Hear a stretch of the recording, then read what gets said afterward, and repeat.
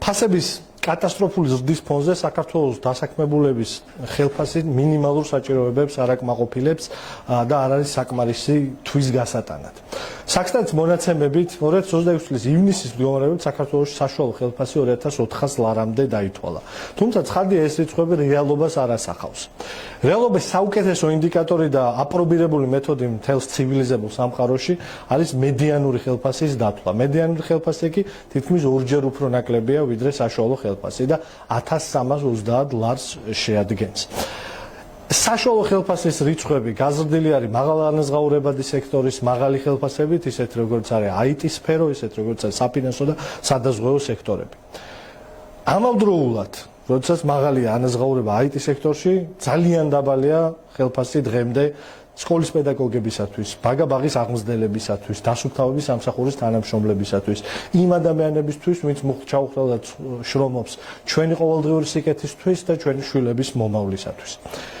ის მაკროეკონომიკური მაჩვენებლები, რომელიც პოზიტიურია უკანასკნელი თვეების განმავლობაში, კიდევ ერთი დასტური მედიანური ხელფასი არის იმისა, რომ ეს მაკროეკონომიკური რიცხვების ბენეფიციარები არ არიან საქართველოს მოქალაქეების აბსოლუტური უმრავლესობა. საქართველოს მოქალაქეების აბსოლუტური უმრავლესობა 1330 ლარიანი ხელფასის ფარგლებში ყოველდღიურად იბრძვის ფასების წინააღმდეგ, ყოველდღიურად იბრძვის გაორმაგებული კომუნალური გადასახადების წინააღმდეგ და გაჭირვებისა და სიდუხტიჭირის წინააღმდეგ ჯამში. საშუალო ხელფასის 2400 ლარა წარმოჩენა და ამ რიცხვით ტრაბახი პირდაპირ არის რიცხვებით მანიპულირება და სტატისტიკური ტყუილი. ეს რიცხვები იწერება არაორგანული ბიზნესისთვის, რომელიც საქართველოს ეკონომიკაში არაფერს მნიშვნელოვანს არ ტოვებს. ისეთი როგორც არის უაზროდ გაბერილი IT კომპანიები, რომლის ძირითადად საბოლოო ბენეფიციარები რუსები არიან.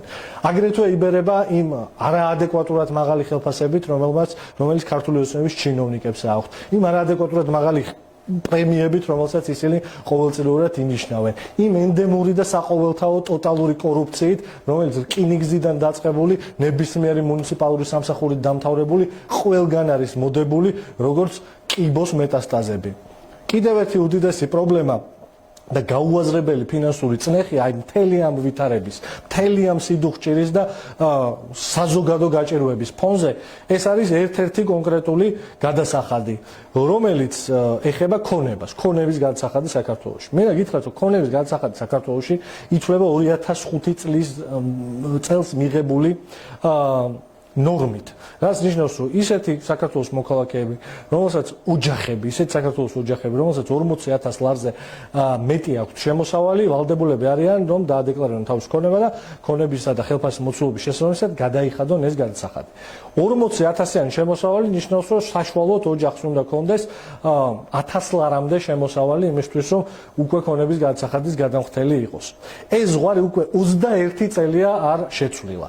ქვეყანამ განიცადა კატასტროფული ინფლაცია და ვალუტის კატასტროფული გაუფასურება, მაგრამ ეს გადასახადი ისევ ითვლება 40000 ლარზე და ძალიან ბევრ ჩვენი ქვეყნის მოქალაქეს წნეხად აწევს. აბსოლუტურად უსამართლოა. მთელს ცივილიზებულ სამყაროში ქონების გადასახადი ეს არის ძირითადად მდიდარის გადასახადი, სადაც ის ადამიანები, ვინც ფლობენ მაღალ შემოსავალს და დიდი რაოდენობით ქონებას, ისინი იხდიან ამ გადასახადს იმისთვის, რომ საერთო სიკეთეს მოხმარდეს. საქართველოში კი ფაქტობრივად ყველა ოჯახი, რომელიც 1000 ლარიან ზღვარს ცდება, ანუ მათივე დათვლილ საშუალო ხელფასზე ორჯერ და უფრო მეტჯერ ნაკლები შემოსავალი აქვს, ვალდებულია, რომ ქონების გადასახადი გადაიხადოს. ლელოს შემოდის ინიციატივით და აუცილებლად განახორციელებს ამ ინიციატივას ხელისუფლებაში მოსვლის პირველივე წელს, რომ 40000 ლარიანი ზღვარი ოჯახისთვის აიწიოს მინიმუმ 100000 ლარამდე და მხოლოდ ასეთ მოქალაქეებს დაითვალოთ ქონების გადასახადი, ვისაც 100000 ლარი ან მეტი აქვს შემოსავალი. ამას არ გააკეთებს ქართული ოცნება, იმიტომ რომ ქართული ოცნება არ ზრუნავს